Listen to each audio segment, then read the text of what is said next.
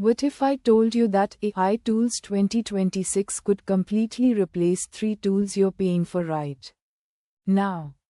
Not just improving them, replacing them entirely.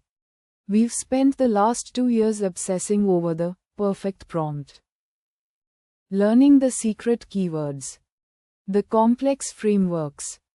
But here is the truth: by 2026, prompting will be dead. I've spent the last 18 months beta testing agentic frameworks and automating every single bottleneck in my business. I've moved past the chat box. I'm now building systems that don't wait for my instructions, they just execute. In this video, I'm showing you exactly how I'm using the 2026 AI stack to reclaim 10 hours of my week. We are shifting from generative AI to agentic AI.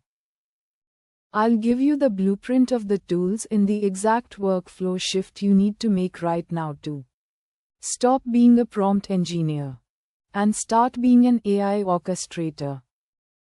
Let's be honest. Prompting is becoming a full-time job. You spend 20 minutes crafting the perfect prompt. You add constraints. You tell it to act as a world-class expert. And it still misses the mark.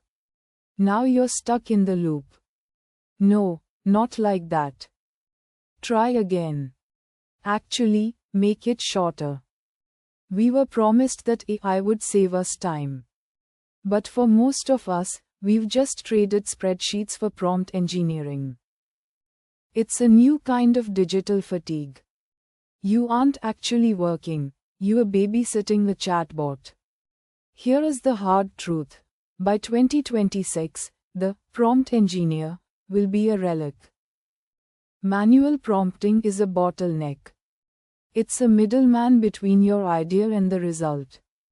If you're still obsessing over the perfect keyword or the right persona, you are playing a game that's already being deleted. You are managing a tool.